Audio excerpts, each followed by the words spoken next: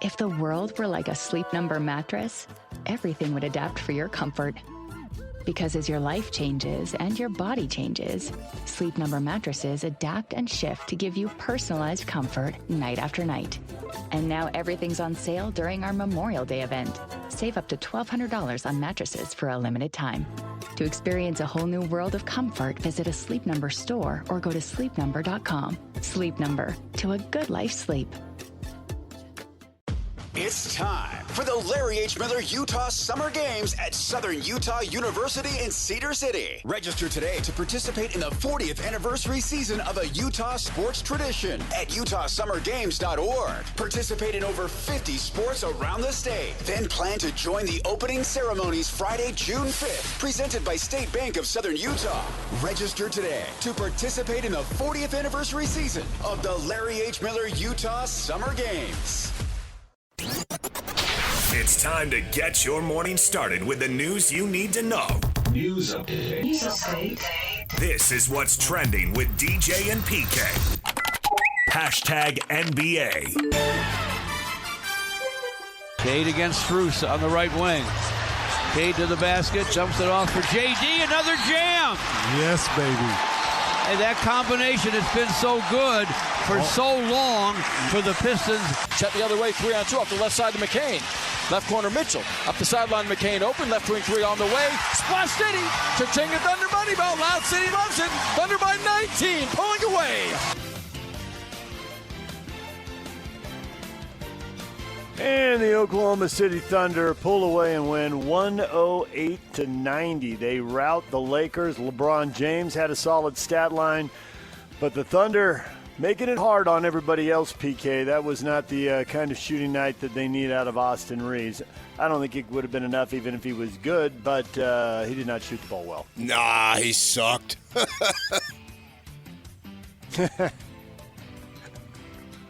Austin Reeves, 3 of 16. Marcus Smart, 4 of 15. When those guys were hitting shots, the Lakers were winning the last series, but it's a new series and a tougher opponent, and they struggled, and the Thunder get game one. Detroit also gets game one. They beat Cleveland 111-101. Donovan Mitchell telling reporters he was asked why he doesn't get to the free throw line as much in the postseason. And he made a point of saying, this is okay. I can separate two things. This is not why we lost this game. But to your question, I don't flop. Maybe that's why. I'm just not getting calls. I don't know why. It's been this entire series. It's frustrating a little bit because I'm such a dynamic driver, right? But I can't control that. So if they're not going to call it for me, I got to find a way to finish and do that. Who will get fewer calls from refs going forward? Donovan Mitchell or Jaylen Brown? Let's find $50,000 for criticizing Jaylen Brown will get fewer calls going forward because he's done, so he'll get 0. So if Donovan Mitchell gets 1, he will have surpassed him. I think it's a team-wide thing. I mean, Detroit went to the line 35 times, and Cleveland went 16. So that's almost double, according to my math. That is, according to your math, very good. It's very good math by you. Rock solid. But Harden did as usual. Got there 9 times, made all 9. So just do whatever James does. Right in front of you. Harden also had 7 turnovers in the game, which was a noticeably high number. And he's had multiple high turnover games and said, well, it's basically on me. Yeah, you're not a big James Harden fan. Not at this point, not a huge fan, no. I don't think you ever were.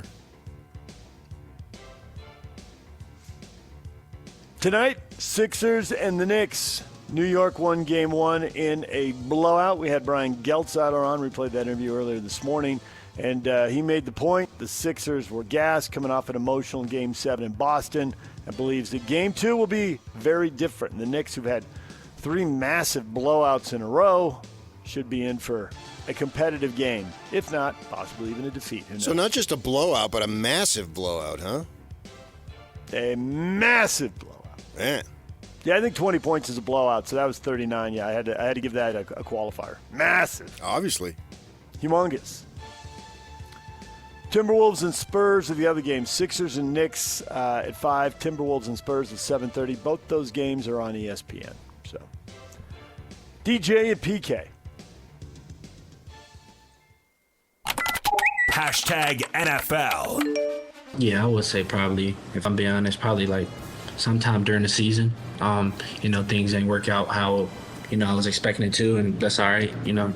It worked out for the team. So, but yeah, sometime during the season, and then we get to free agency, free agency, and you pretty much knowing like you weren't going to be there no more. Kenneth Walker III on how he knew he was leaving Seattle. Now a Kansas City Chief. At least he's staying with historically good teams and franchises. The Chiefs are coming off a bad year. So good for him. The Chiefs have been historically good? Wow. Yeah, for a decade now. For the span of a player's career, yes. You're right. If you go back 20 or 30 years, it's not as good.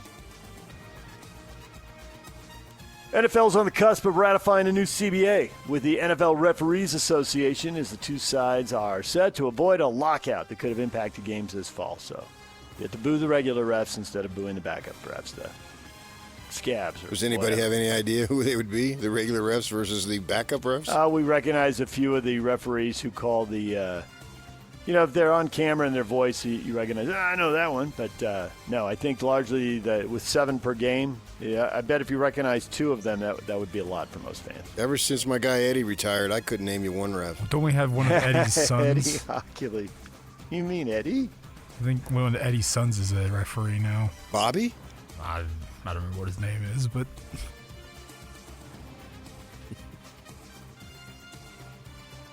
Hall of Famer, New York Giant linebacker Lawrence Taylor discharged recently from the hospital following a stint for a stomach-related issue. He had been hospitalized since April 20th. Lawrence Taylor, legend of the game. DJ and PK. Hashtag college football. The American Football Coaches Association Board announced 4 proposed calendar changes. Number 1, ending conference championship games. Number 2, reducing open weeks in the season. Instead of 2 bye weeks, you just get 1. Preserving an exclusive window for the Army-Navy game in December, but allowing postseason games to be played on the same day. And then reducing the number of days between games to no fewer than 6. Now, do they carry any weight? Because this stuff typically is going to have to be agreed on by conference commissioners. It does seem like there's a push to end those conference title games. Yeah, I don't see a need for them. Now, the flip side is, the conference is so big that, why would you not have a conference title game? Because there's so many teams that don't play other teams. That's all true. But the reality is a conference title or a conference title game, a regular season title, it doesn't really mean as much because you don't play everybody. So the fact that you have a conference title game doesn't take away from, you don't play everybody. So that's not making the conference title game that much more legitimate, I don't see. Occasionally you might get a first and second place team who haven't played each other, and so somehow it adds some legitimacy to it. But even that depends on who you didn't play, possibly, probably. So, and these teams that Ohio State couldn't care less if you win a conference title as long as you win the national title. What difference does it make? The Coaches Association also came out in favor of a 2014 playoff, and to your point, that becomes much bigger than the conference championship. We've seen that in college basketball. I mean, you want it, it's fun to get it, and you'll cut down the nets, but you're going to get judged on the NCAA basketball tournament. And as football expands from 4 to 12 and presumably to 16 or 24, that same logic is going to reign. Except I don't know how they can fit that all in and be done as soon as they want to. Nope, they're not. And I think that's really the college, the championship game, that's just more pressure on it. They need that weekend for the opening. Well, clearly, if they go to 24, there's just no doubt that the game is gone. Yep. You'll simply need that weekend, and you can't be bothered with two teams that are already going to make the playoff, a la Indiana and Ohio State last year. It's fun that Indiana won it because they went undefeated, and they'll always have that, and very few teams have that. But in a sense, that game was useless. maybe for seating purposes, but I don't know that it really made that big of a difference. I don't see how they can squeeze it all in. They can. So they're going to and have that's to. why they're talking about getting rid of the double bye and moving to week 0. But that still doesn't squeeze it all in. There's clearly a move here to put either the finals or the semifinals on New Year's Day. They're done with the quarterfinals. Putting the semis and the finals in January, it's just too much. Interest lags. It doesn't peak at the end. It kind of tails off. It's not what they want to do. They're going to start playing in August, and they're going to play through New Year's Day, and then maybe have one game after that. DJ and PK. If the world were like a Sleep Number mattress, everything would adapt for your comfort. Because as your life changes and your body changes, Sleep Number mattresses adapt and shift to give you personalized comfort night after night. And now everything's on sale during our Memorial Day event. Save up to $1,200 on mattresses for a limited time. To experience a whole new world of comfort, visit a Sleep Number store or go to sleepnumber.com. Sleep Number, to a good life sleep. Hashtag Major League Baseball. They've lost 5 of the last 7. Pitch, deep drive, right field, and Jazz Chisholm, everybody, has just given the Yankees a 4-3 lead, a deep home run into the second deck. 2-1 pitch. Olsen hits it well, deep center field, to the wall, and gone! He hit it deep to center field. Braves take the lead, and he just put a bolt of fear into the fans here in Seattle. 1-0 pitch from Maul to Bush. Bushy with a chopper up the middle. It goes through into center field. Dansby's going to score. The Cubs are going to walk off the Reds 2 nights in a row. De La Cruz plays this ball off to the side that got by him. Cubs walk it off. They win 3-2. That's Michael Busch with the 10th inning RBI single. They stay red hot. Yesterday I was asking PK, Cubs or Phillies, which fan base should be more encouraged? They're both red hot. Over in the American League East, the Yankees 15-2 in their last 17 games as they win. They beat the Rangers 7-4. Or how about Tampa Bay now winning, it's 11 out of 12, I think. They've got an awesome stretch going. We have teams getting on phenomenal hot streaks here. Oh, it's unbelievable, man. I agree. I mean, what are you going to do? This many teams, this red hot at the same time. It's flat out crazy what's going on. I mean, you try to figure out, it'll drive you nuts, man. I'm calling the Phillies golden tempo from now on.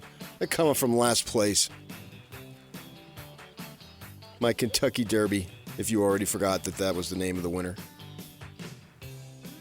I was trying to put all that together. Yes. I know you did. I could tell you forgot. Thank you for catching me up to speed. You're not a horse racing guy. Framber Valdez plunking Trevor Story after being shelled for 10 runs. Gave up 5 straight hits at one point. The bench is cleared. Red Sox win 10-3. You know, with the balls and strikes and the fewer managerial disputes and all the reviews, there's as much of that obvious emotion. But they haven't taken that out of the game yet, PK. You give up some runs, you give up a tape measure homer or two, you can hit a guy and you still empty the dugouts. Old school. Everybody running out on the field. Yeah, speaking of the balls and strikes thing, it was funny. I'm watching the Dodger game against Houston and Ohtani pitching. He gave up 2 solos, and the Dodgers only scored 1 run, so they lost. But I think it was Rojas did 2 strikes. You know how 2 strikes in the 9th inning with 2 outs, and you're on the road. The home team fans stand up. That's tradition, right? And we got 1 more strike. So they call it strike 3. Fireworks go off. Well, I'm watching the game. I'm thinking, that's outside. And I could see it. And Rojas taps his head. Helmet, yeah. And sure enough, it was usually they don't miss by that much. But the funny thing is the fireworks were already going off.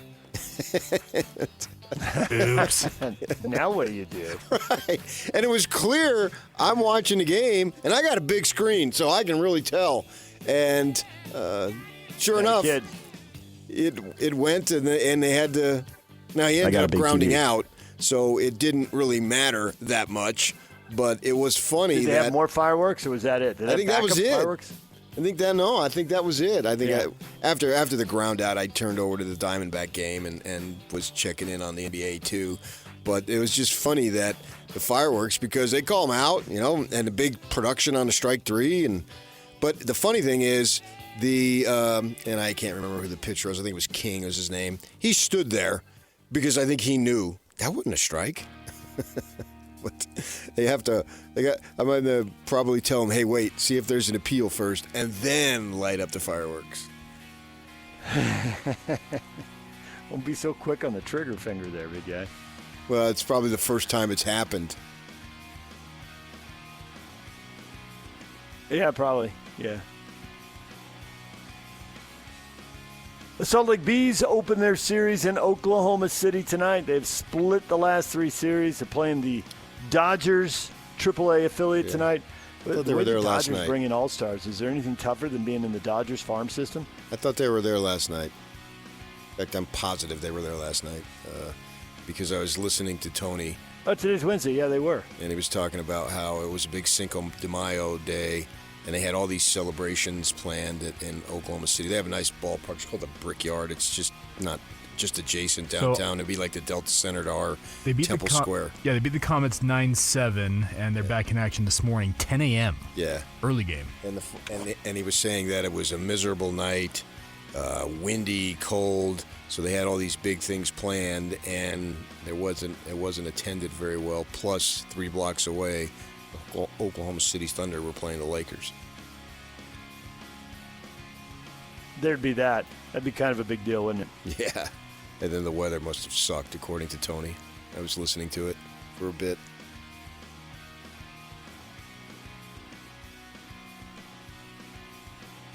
DJ and PK. Hashtag golf.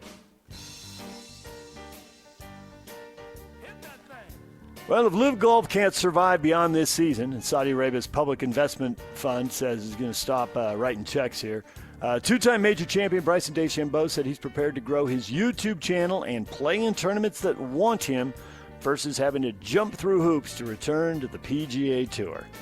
PK, you got to love stubborn. Have you ever seen anything like this on the PGA Tour? Everybody jumps through the hoops and qualifies one way or another, right? Yeah. But no, maybe not here. I mean, I don't understand why some folks would have a easier path than others. To me, they're all in the same pool, so they all got to be according to the same type of rule rather than case by case. I mean, why would Reed and Koepka be able to do their thing when DeChambeau and some others, and obviously John Rahm is the other huge name, would be there and have to do other things, but... I think if the Saudis pull out, I think they just should start a GoFundMe.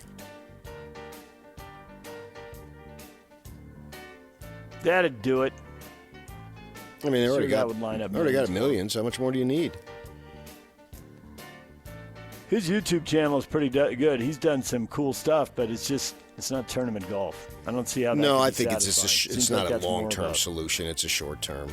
I mean, he's just looking for stuff. And, and then I think in 2 years, if this thing goes down, 2 years max, the guys who are good enough will be back where they're supposed to be.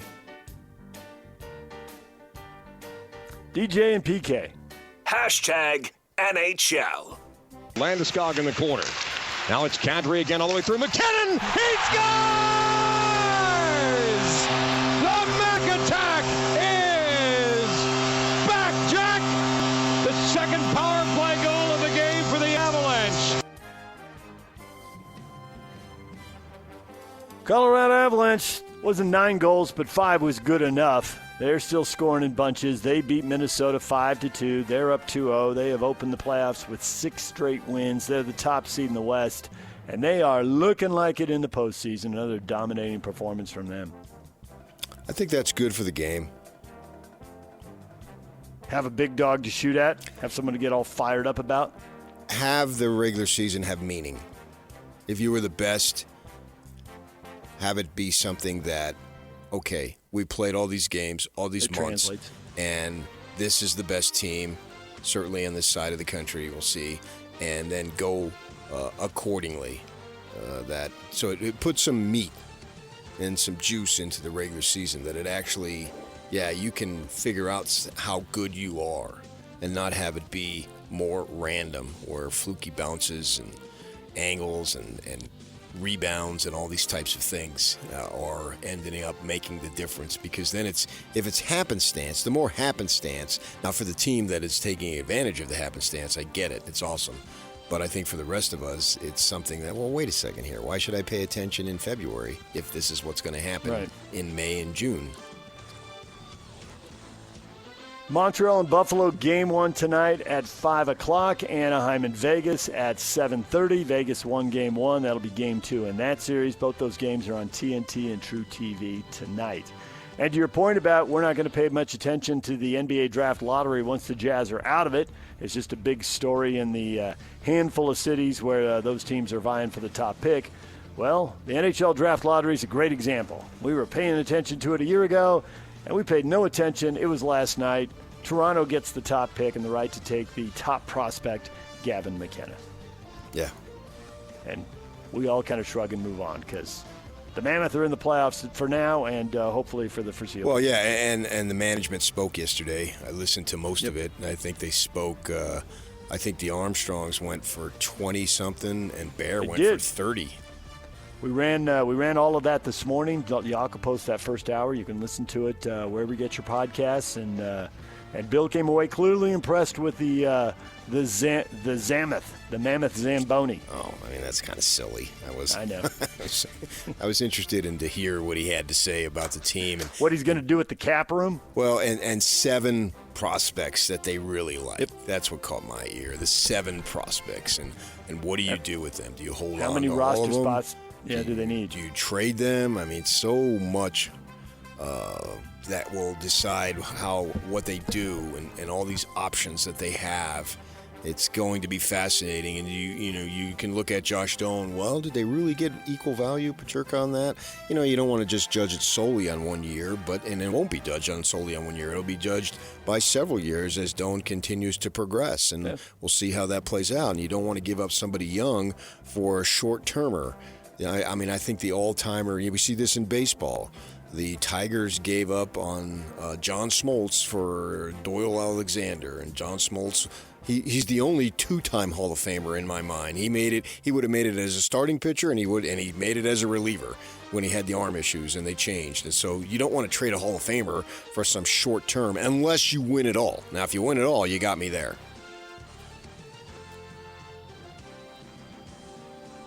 What is Trending is brought to you by Shamrock Plumbing. There's no job too big or too small. Get the personal touch with Shamrock Plumbing.